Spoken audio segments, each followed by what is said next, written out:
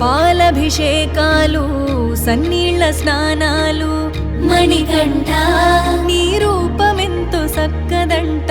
మా కంట మేము చూసిన మా భాగ్యమంట 18 పడి